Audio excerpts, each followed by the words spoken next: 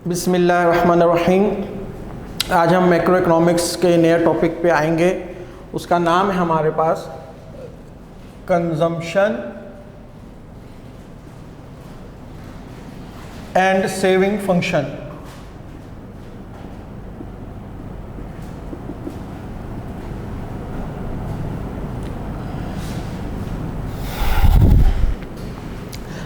ये जो आज हम पढ़ेंगे कंजम्पशन एंड सेविंग फंक्शन बहुत ज़्यादा अहमियत का हामिल है आपकी, ना सिर्फ कोर्स के हिसाब से बल्कि आपको ये एक मेंटली लॉजिकली आपको एक कंजम्पशन और सेविंग के बारे में गाइडलाइन भी देता है। ऑल्दो ये हम मैक्रो इकोनॉमिक्स में पढ़ रहे हैं, एक मुल्क के हवाले से पढ़ रहे हैं, लेकिन ये आप इसकी इम्प्लीमेंटेशन अपनी लाइफ पे भी इसको इजीली कर सकते हैं। अब पहले ये याद रखिएगा, ये दो फंक्शंस हैं, कंजम्पशन फंक्शन अलग है और सेविंग फंक्शन अलग है। पहले हम कंजम्पशन फंक्शन को फोकस कर रहे हैं।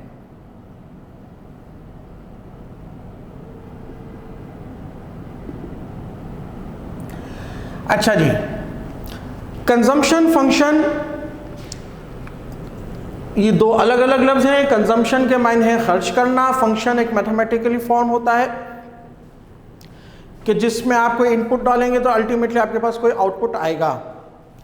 अब ये याद रखिए कि पूरा ये चैप्टर आप कह सकते हैं कि इस इक्वेशन पे पढ़ रहा है y = c+s, यानी कि आपका पूरा चैप्टर इस इक्वेशन पर बेस कर रहा है। y के स्टैंड्स होते हैं इनकम के, ये याद रखिएगा, y stands for income in macro economics. Generally हम y को मैक्रो इकोनॉमिक्स में कंसिडर करते हैं नेशनल इनकम के जरिए। और C stands for consumption and S stands for savings. मायने यह है कि अगर आपकी आमदनी है लेट सपोज 1000 रुपीज़, तो उसके दो पैरामीटर होंगे, उसके दो ही काम होंगे, या तो आप खर्च करेंगे या आप सेव करेंगे। अब खर्च करने की भी टाइप्स हो सकती हैं, सेविंग्स की भी टाइप्स हो सकती हैं, लेकिन these are the two main categories. Let suppose आप 800 रुपये खर्च करते हैं और 200 रुपये सेविंग करते हैं, तो ये हो गया आपके 1000 रुपये। तो और तो कोई आपका इनकम का कोई काम नहीं है, यानी कि आप या तो खर्च ही करेंगे या आप जो है उसको सेव करेंगे अल्टीमेटली, और आपका कोई इसका ड्यूअल पर्पस के अलावा कोई भी काम नहीं होगा। बस यही इक्वेशन इसको हम आगे लेकर चलते हैं कि कंजम्पशन इंसान किस हिसाब से करता है और सेविंग्स आदमी किस हिसाब से करता है। अब लेट सपोज आपकी इनकम बढ़ जाती है और इनकम बढ़कर हो गई 1500 रुपये, तो अल्टीमेटली आपकी कंजम्पशन भी बढ़ जाएगी और आपकी सेविंग भी बढ़ जाएगी। अच्छा जी, अब क्या हुआ, आपकी कंजम्पशन बढ़ गई 1200 और सेविंग्स भी बढ़ गई 300, यानी कि 100 रुपये से बढ़ गई। तो अब 1200 + 300 तो इट्स इक्वल टू 1500। तो ये बात आपको समझ में आ गई है कि कंजम्पशन फंक्शन ये बता रहा है जैसे जैसे आमदनी बढ़ेगी वैसे वैसे आपका कंजम्पशन भी बढ़ेगा। ये एक अंडरस्टूड सी बात है। अब आप कह सकते हैं, इसकी मिसाल हम देते हैं कि देखें, एक आदमी है उसकी सैलरी 20,000 है, एक आदमी है उसकी सैलरी 1,20,000 है। तो दोनों के खर्चों में फ़र्क होता है, दोनों के लिविंग स्टैंडर्ड्स में फ़र्क होता है, दोनों के रहायशी इलाकों में फ़र्क होगा, दोनों की अपनी गाड़ियों में फ़र्क होगा, दोनों के अपने जो है घरों में फ़र्क होगा। तो ये बात याद रखिएगा कि इंसान की एक फितरत में शामिल है कि जैसे जैसे उसको पता चल जाता है कि भाई मेरी इनकम बढ़ने वाली है, तो पता चलता है उसको, लेकिन उसके साथ ही उसके जहन में ख्यालात आ जाते हैं मेरे ये खर्चे बढ़ जाएंगे, मैं यूं अपने खर्चों को बढ़ा दूंगा। तो ये ही रूल है। लेट सपोज आपकी इनकम और बढ़कर हो गई 2000 रुपये, तो आपका जो है 1500 रुपये खर्चा हो जाएगा और 500 रुपये आपने सेविंग कर ली। तो ये एक पूरा कंजम्पशन फंक्शन यही आपको बता रहा है, जो मैं अभी बाद में लिखवा भी दूंगा आपको, कि जैसे जैसे आपकी इनकम बढ़ेगी वैसे वैसे आपके खर्चे भी बढ़ जाएंगे। अच्छा जी,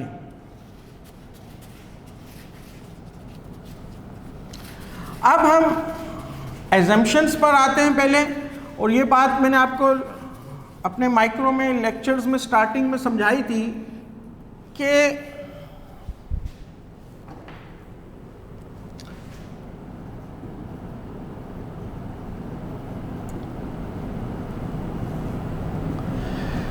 इकोनॉमिक्स के हर लॉ में याद रखिएगा एजम्पशंस होती हैं। एजम्पशंस के मायने होते हैं प्री कंडीशंस। प्री कंडीशंस के मायने कि अगर आप चाहते हैं ये लॉ बिल्कुल सही चले तो ये चीज़ें होनी चाहिए। अच्छा जी, क्या है लॉ में? पहले एजम्पशंस है आपके पास,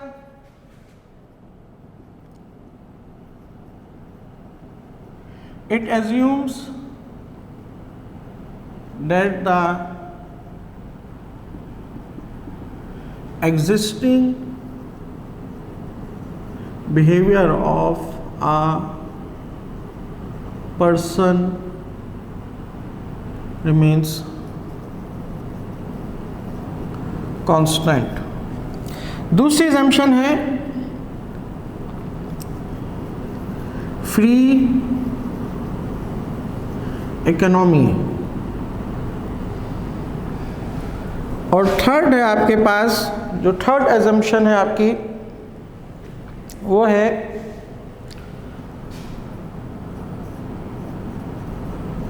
normal conditions exist in the economy. अच्छा जी,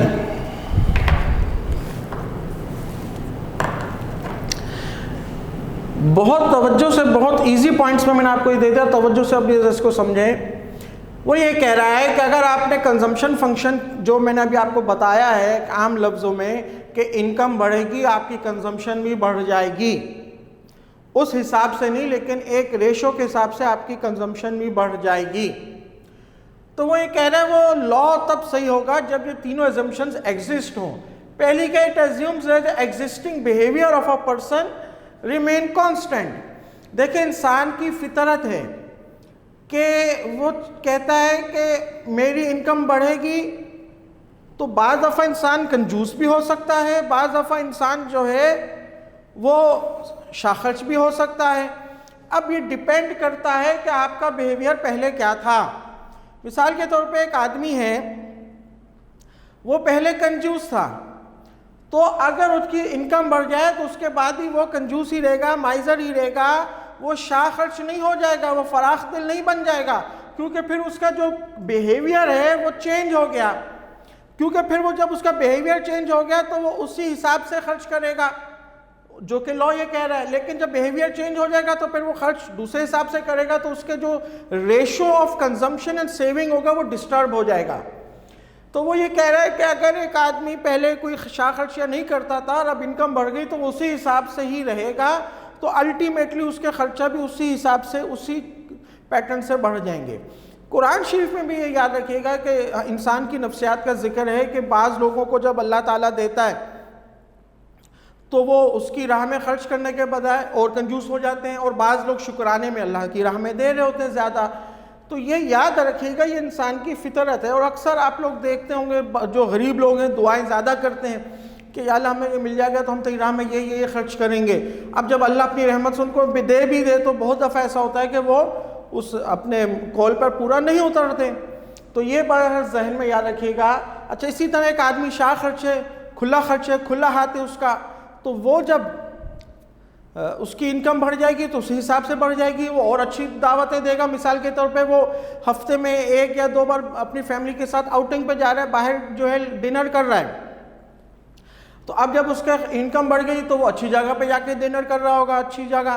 पहले अगर लेट सपोज वो 3-4 हज़ार रुपये उसका खर्च हो रहा था एक डिनर पे, अब वो 7-8 हज़ार रुपये पे खर्च कर रहा होगा। तो बात कहाँ पर आ जाती है कि मेंटल जो उसका बिहेवियर है वो सही होना चाहिए। सेकंड, फ्री इकोनॉमी एग्जिस्ट होनी चाहिए। फ्री इकोनॉमी मायने कि इंपोर्ट एक्सपोर्ट हो, ये याद रखिएगा। फ्री इकोनॉमी के मायने कि आपकी इंपोर्ट और एक्सपोर्ट चल रही हो। अगर इंपोर्ट एक्सपोर्ट आपकी नहीं होगी तो ला महाला क्या होगा, आपके लिए मुश्किलात आएंगी। क्योंकि लेट सपोज आपको इंपोर्टेड चीज़ लेनी है और वो आपको अवेलेबल नहीं है, तो फिर आपके लिए ऑप्शंस नहीं होंगे, फिर आप वो चीज़ खरीदेंगे नहीं। लिहाजा फ्री इकोनॉमी एग्जिस्ट होनी चाहिए। और third point, normal conditions exist in the economy. अब देखें, सबको पता है कि अभी जो मुल्क के हालात हैं नॉर्मल नहीं है। कोरोना के बायस कारोबारी हालात बहुत ज़्यादा अपसेट हो गए, सब तबके को कहीं ना कहीं फ़र्क पड़ गया। किसी को ज़्यादा फ़र्क पड़ा है, किसी को कम फ़र्क पड़ा है, बहरहाल फ़र्क पड़ा है। अब मुल्क में नॉर्मल कंडीशंस नहीं है। आपका वज़ीर आज़म भी कह रहा है, आपका वज़ीर ख़जाना भी कह रहा है, आपका वज़ीर आला भी कह रहा है, सब कह रहे हैं। और कोई ना भी कहे, आपको ख़ुद मालूम है हाँ यार मुल्क में नॉर्मल कंडीशंस नहीं हैं। तो अब आपका जो मेंटल बिहेवियर वो चेंज हो जाएगा और अब आप कंजम्पशन को फोकस के बजाय अपने जो कंजम्पशन को कट ऑफ करके आप सेविंग्स पर ज़्यादा जाएंगे।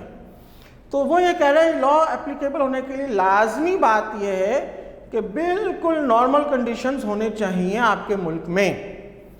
तो ये बात पॉइंट आपको आज के दौर के हिसाब से बहुत अच्छे तरीके से समझ में आ गई होगी।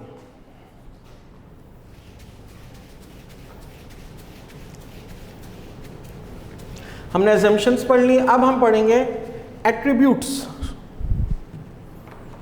या properties of consumption function.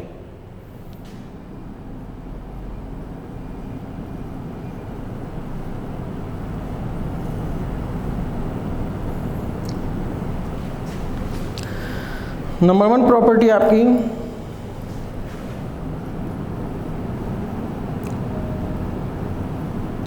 The absolute level of consumption is directly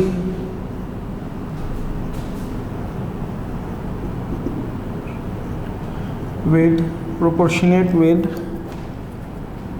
income।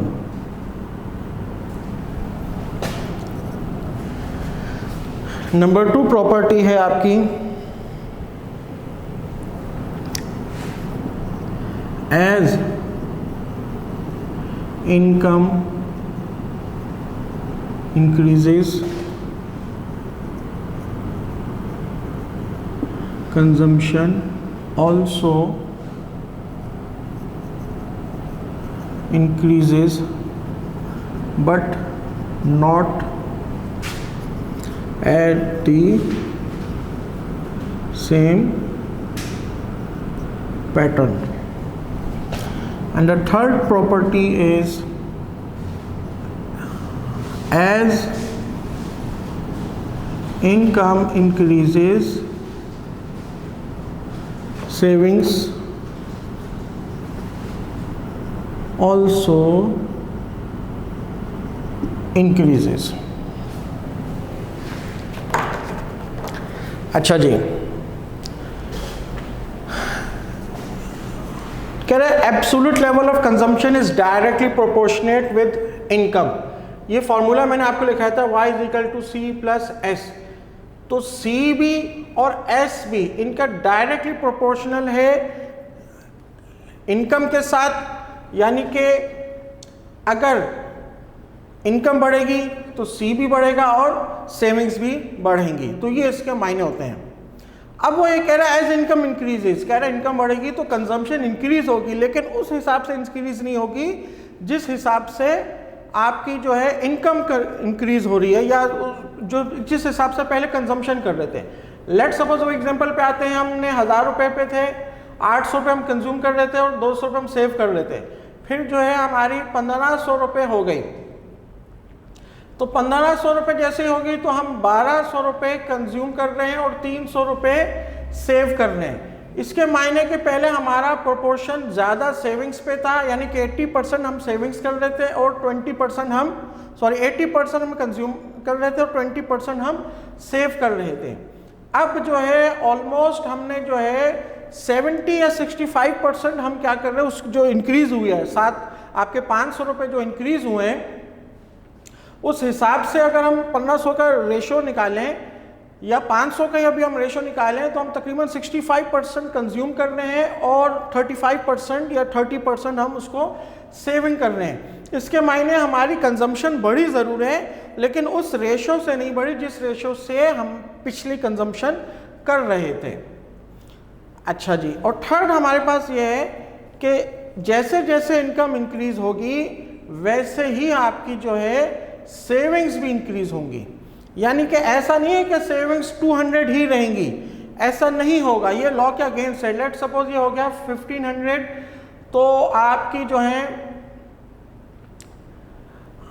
जो आपका अपना ये हो गया 1300 और ये हो गया आपका 200, यानी कि पहले भी आप 200 रुपये बचा रहे थे, अब भी आप 200 रुपये बचा रहे। नहीं, ऐसा नहीं हो सकता, क्योंकि ये फिर अगेंस्ट दी लॉ हो जाएगा। लिहाजा वो ये कह रहा है कंजम्पशन बढ़ेगी लेकिन उस हिसाब से नहीं जिस हिसाब से सेविंग्स बढ़ रही हैं, और इसी तरह कंजम्पशन बढ़ेगी ज़रूर लेकिन उस हिसाब से नहीं जिस हिसाब से आपने पिछले अदवार में अपनी कंजम्पशंस की हैं। कुछ ना कुछ का प्रोपोर्शन कम हो जाएगा, और जब वो प्रोपोर्शन कम होगा तो सेविंग्स में वो प्रोपोर्शन ज़्यादा हो जाएगा, जो कि हम अभी शेड्यूल वगैरह से उसको जज करेंगे।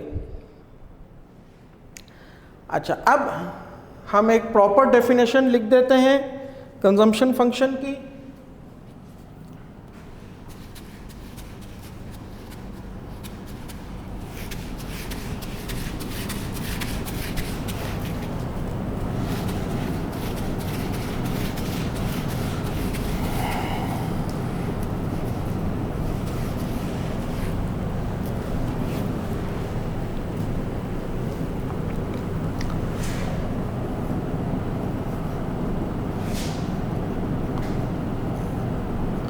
अच्छा, डेफिनेशन मैंने एंड में क्यों लिखवा रहा हूँ, क्योंकि आपको मैंने सारी प्रॉपर्टीज़ वगैरह समझा दी हैं, उसके अजम्पशन समझा दिए हैं। अब जब डेफिनेशन में आपको लिखवाऊंगा तो अल्टीमेटली वो आपको इजीली समझ में आ जाएगी।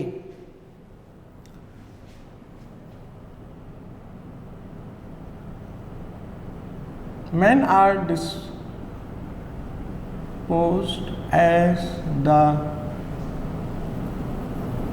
rule that if income increases,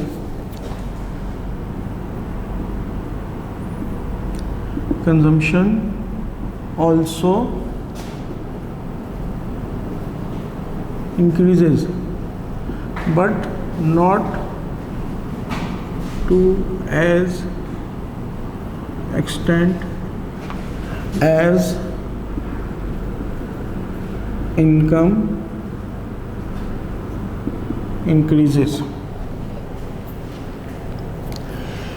आपकी डेफिनेशन ये बता रही है कि man are disposed as a rule, कह रहा है इंसान जो है अपनी चीज़ों को खर्च करता है इस रूल्स के हिसाब से, डेट इफ इनकम इंक्रीजेस, कह रहा है अगर इनकम बढ़ जाए कंजम्पशन ऑल्सो इंक्रीजेस, कंजम्पशन भी बढ़ जाएगी, जो मैं आपको पिछली बार समझा चुका हूँ पिछली अपने पॉइंट्स में।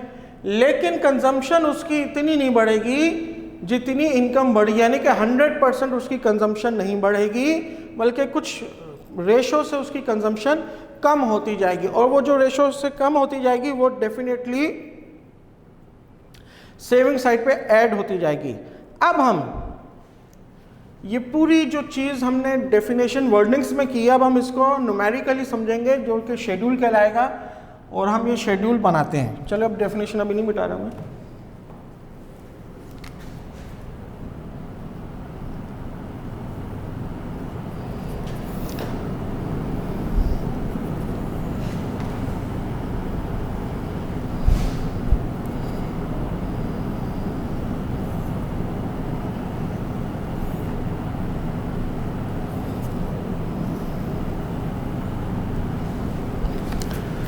अच्छा जी, 4 कॉलम्स आपने बनाने हैं और यहाँ आएगा नेशनल डिस्पोजेबल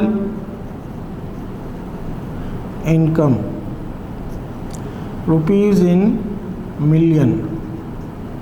ये ज़रूर लिखिएगा कि आप डेटा को पाक रुपीज़ में शो कर रहे हैं या डॉलर्स में शो कर रहे हैं, व्हाट्सएवर आप करेंसी यूज़ कर रहे हैं, लेकिन आप चूँकि कराची यूनिवर्सिटी का पेपर दे रहे हैं तो अल्टीमेटली कोशिश करें रुपीज़ इन मिलियन को ही फोकस करें। उसके बाद आप करेंगे कंजम्पशन का कॉलम बनाएंगे, यहाँ भी लिखेंगे रुपीज़ इन मिलियन। उसके बाद आपका बनेगा APC, C/Y इसका फार्मूला होगा, और 4th कॉलम में आप बनाएंगे MPC, इसका फार्मूला होगा डेल्टा C/डेल्टा Y। अच्छा जी, अब एक बात जहन में रखिएगा कि ये APC stands for average propensity to consume, और MPC का जो फुल फॉर्म है वो है मार्जिनल propensity to consume। ये डेफिनेटली जब मैं अभी आपको हाथ के हाथ से ये समझाऊंगा ये चीज़ें, तो और आपकी लॉजिक क्लियर हो जाएगी। फिर मैं इनकी शॉर्ट डेफिनेशन भी आपको लिखवा दूंगा। प्रोपेंसिटी के लफ्ज़ी मायने, जिसको इन दोनों में कॉमन एक लफ्ज़ आ रहा है प्रोपेंसिटी, तो प्रोपेंसिटी के लफ्ज़ी मायने हैं कुव्वत के, ताकत के। अच्छा, लेट्स सपोज अब आपकी जो नेशनल इनकम है वो है 0 और ख़र्चा है आपका 100, फिर आपकी इनकम बढ़ गई 100, सॉरी खर्चा आपका आप फर्स्ट स्टेप में रखेंगे 50, फिर आपकी जो है ये 100 हो गई, यहाँ भी कंजम्पशन 100 हो गई, फिर आपकी जो है इनकम बढ़कर हो गई 200 और कंजम्पशन बढ़कर हो गई 150, फिर आपकी इनकम बढ़कर हो गई 300 और कंजम्पशन बढ़कर हो गई आपकी 200। अब ये बेस है आपके शेड्यूल की, ये याद रखिएगा। आपका पूरा शेड्यूल बेशक APC हो या MPC हो, ये इन्हीं के बिहाफ पर निकलेगा। तो this is the base of your schedule. अब यहाँ पर ज़रा सा तवज्जो करें, इनकम है आपकी 0। अच्छा, यहाँ पे चूँकि हम मैक्रो इकोनॉमिक्स के हवाले से पढ़ रहे हैं तो हम यहाँ नेशनल डिस्पोजेबल इनकम लिया हुआ है, लेकिन आप इसको अपनी ज़ात के हिसाब से भी समझ सकते हैं। अब इनकम अगर 0 है तो ये हो सकता है, इट इज़ पॉसिबल कि आपकी इनकम 0 हो, but it is not possible that your consumption is also 0। आपकी कंजम्पशन 0 ऐसा नहीं हो सकता। भाई आप नहीं कमा रहे ये तो हो सकता है, लेकिन आपके मुझे भूख भी नहीं लगेगी, मुझे क्या यूटिलिटी बिल भी नहीं देने होंगे, मुझे क्या ट्रांसपोर्टेशन में जाऊंगा तो मुझे फ्री में जगह मिल जाएगी, या मेरे कपड़े फ्री में धुल जाएंगे, ऐसा तो नहीं हो सकता।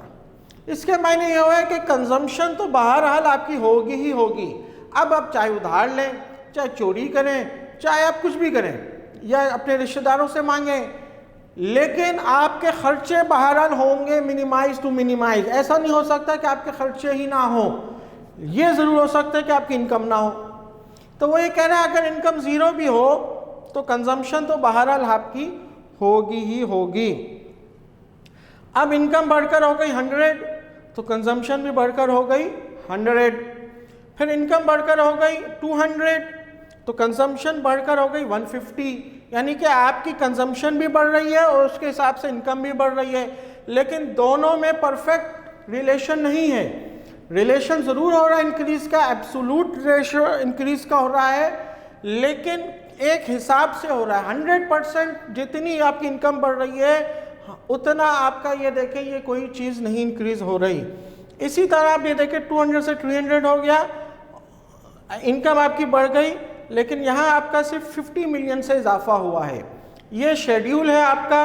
आप नंबर्स कोशिश करें कि इसी को लिखिएगा अपने पेपर में भी, ताकि आप उसी की ग्रिप में रहें।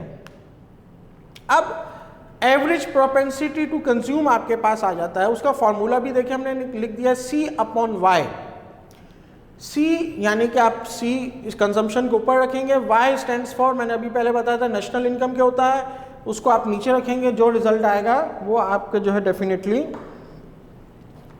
आप इसको यहाँ पर लिख देंगे। अच्छा जी, अब जो है ये ज़रा कैलकुलेशंस कर लिए हमने। अल्टीमेटली 50 आपने ऊपर रखा और y आपका है 0, तो अल्टीमेटली आपका 0 आंसर आएगा। अच्छा जी, यहाँ 100 आपने ऊपर रखा, 100 यानी कि कंजम्पशन आपने 100 ऊपर रखी और कंजम्पशन डिस्पोजेबल इनकम आपने 100 नीचे रखी, तो इसको आप डिवाइड करेंगे तो 1 आ जाएगा। अच्छा जी, 150 कंजम्पशन आपने ऊपर रखी, 200 आपने नीचे रखा, तो अल्टीमेटली जो आपका वो रिज़ल्ट आएगा वो आ जाएगा 0.75। अच्छा जी, यहाँ हम क्या करेंगे, 200 ऊपर रखेंगे और 300 हमने नीचे लगा। फॉर्मूला आपको फिर से समझा रहा हूँ, C/Y, इट्स सो सिंपल। तो C ये रहा, Y ये रहा, 200 ऊपर है, 300 नीचे आ गया आपके पास। जब हम इसको करेंगे तो आपके पास 0.67 ऑलमोस्ट आएगा। तो ये तो हो गया आपका APC। सही है भाई, इसमें तो ऐसा आपको कोई परेशानी नहीं होनी चाहिए।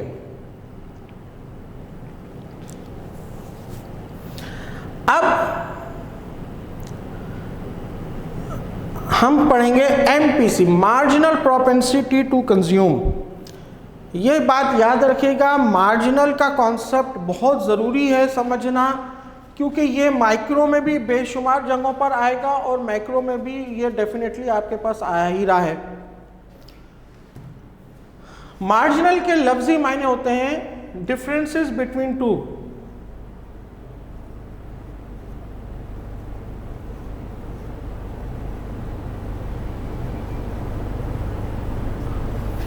मार्जिनल के लफ्जी मायने क्या हुआ है, दो में फर्क। देखें ना, लेट्स सपोज कोई भी हमने मार्जिन बनाया, ये मैंने एक मार्जिन बनाया, इसके मायने ये एक अलग हिस्सा है, ये एक अलग हिस्सा हो गया। इसी तरह आपने अक्सर सुना होगा कि ऑस्ट्रेलिया ने बांग्लादेश को या किसी भी टीम को एक बड़े मार्जिन से शिकस्त दी है। तो मार्जिन के मायने क्या हुआ है कि उसने अगर ऑस्ट्रेलिया ने 300 बनाए, बांग्लादेश 120 पे आउट हो गया, तो बड़े मार्जिन से शिकस्त दे दी। तो दो में फ़र्क क्या हुआ। इसी तरह मार्जिनल प्रोपेंसिटी टू कंज्यूम के मायने ये हुए कि आपकी जो पहले इनकम बढ़ी वो ताकत, और जो आपकी दूसरी बार इनकम बढ़ी उसमें जो दोनों में जो रेशो है वो किस हिसाब से है। अच्छा, इसका फार्मूला देखें, delta C upon delta Y। Delta के मायने क्या हुए कि फ़र्क कितना है पहले C में और दोबारा के Y में। अच्छा, अब हम C पे आ जाएं। देखिए, फ़र्क जब भी हम निकालेंगे नीचे से ऊपर की तरफ निकालेंगे, ऊपर से नीचे नहीं निकालेंगे। यानी कि 50 और 100 में क्या फ़र्क है हम ये नहीं देखेंगे, ऐसा नहीं होगा। हम देखेंगे 50 के ऊपर क्या है और उसमें कितना फ़र्क है। तो अल्टीमेटली आप कहेंगे सर 50 के ऊपर तो कुछ भी नहीं है, कोई नंबर वैल्यू नहीं है। बिल्कुल सही कहा, इसलिए ये पॉसिबल ही नहीं है कि फर्स्ट स्टेज पे इसकी मार्जिनलिटी निकले। अच्छा जी, 100 और 50 में कितना फ़र्क है, 50 का, और 100 और 0 में कितना फ़र्क है, 100 का। अब हम जब इसको निकालेंगे तो ये होगा 0.5। इसी तरह आपका 150 और 100, अब थर्ड स्टेज पे हम आ गए। 150 और 100 में कितना फ़र्क है, 50 का, और 200 और 100 में कितना फ़र्क है, 100 का। देखिए ना, मार्जिनल, मार्जिनल मायने इंक्रीमेंट, एक स्टेज पे कितना फ़र्क पड़ रहा है। तो अच्छा, यहाँ आप कहेंगे इसमें और इसमें क्या डिफरेंस है। देखें, इसमें हम डायरेक्ट एज इट इज़ ये वाली वैल्यूज़ ले रहे हैं और मार्जिनल में हम इनका डिफरेंस निकाल के वैल्यूज़ ले रहे हैं। अच्छा, 150 और 100 में 50 का फ़र्क है, 200 और 100 में कितना, 100 का फ़र्क है। तो ये हो गया 0.5। बात यहाँ पर समझ में आ गई आपको। अच्छा, इसी तरह 200 और 150 में कितना फ़र्क है, 200 और 150 में आपके पास 50 का फ़र्क है, और 300 और 200 में आपके पास कितना फ़र्क है, 100 का ही फ़र्क हुआ। तो ये हो गया आपके पास 0.5। अब देखें, री अगेन कह रहा हूँ, इन दोनों में अक्सर बच्चे कंफ्यूज हो जाते हैं। इसमें हम क्या करेंगे, एज इट इज वैल्यू ले लेंगे, और इसमें हम क्या करेंगे, जो डिफरेंस होगा इन कॉलम में वो लेंगे। चूंकि इन दोनों में ब्लैंक है तो इसलिए हम यहाँ पे कुछ भी नहीं ले रहे, हम इधर आ जाते हैं। देखें इधर हमने लिया 100 तो एज इट इज लिख दिया, और यहाँ भी 100 तो हमने एज इट इज लिख लिया।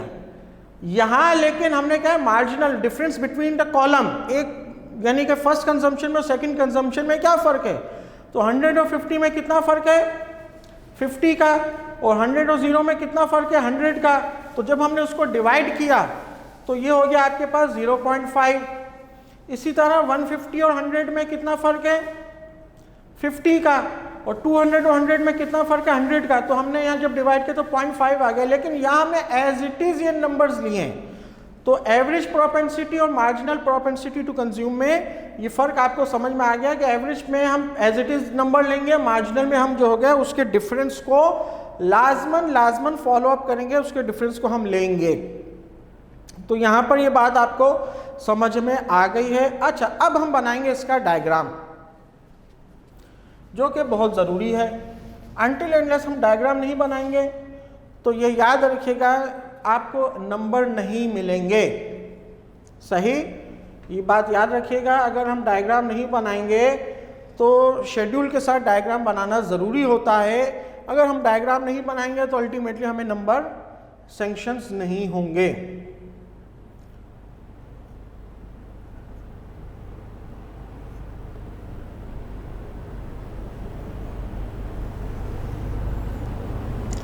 यहाँ हम लिख रहे हैं सी, और यहाँ हम लिख रहे हैं नेशनल डिस्पोजेबल इनकम। सही, ये आपके यहाँ से डेटा आ जाएगा। अल्टीमेटली ये आ गया 100, ये हो गया 200, और ये हो गया आपका 300। सही, और आपकी कंजम्पशन जो है 50, 100, 150, और ये हो गई 200। अच्छा, अब देखें एक बेस ये याद रखिएगा कि 100 पे 100 आपका बिल्कुल सेम है। आप देखें 100 पे 100 सेम है, तो अल्टीमेटली आप क्या करेंगे, आप 100 को 100 से मिला देंगे। क्लियर, ये आपको एक काम करना है। अच्छा, एक लाइन तो आप बिल्कुल यहाँ से स्ट्रेट निकालेंगे जो कि y की होगी, यानी कि ये तो 45 एंगल लाइन होगी y की। ये हमेशा याद रखेगा, y की लाइन हमेशा 45 एंगल होगी, क्योंकि ये बिल्कुल जो है पॉजिटिव स्लोप जा रहा है। सही ना, आप इसको देखें ना, नेशनल डिस्पोजेबल इनकम 100, 200, 300, तो ये तो डेफिनेटली एक पॉजिटिव स्लोप जा रहा है, इसलिए ये जो है यहाँ से इसका 45 एंगल जाएगा लाजमन। अच्छा, अब जो है यहाँ पे अब आप देखें कंजम्पशन जो है 50, फिर 100, 150, फिर 200। अब इसके मायने हुए कंजम्पशन जो है वो जा रही है 50 से स्टार्ट होगी। देखिए नेशनल डिस्पोजेबल इनकम आपके जो है, अच्छा ये भी आप जरूर लिखिएगा, रुपीज इन मिलियन।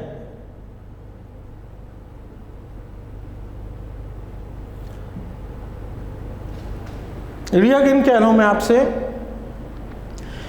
कि कंजम्पशन तो आपकी 50 से स्टार्ट हुई है, कंजम्पशन जो है वो आपकी 50 से स्टार्ट हुई है, लेकिन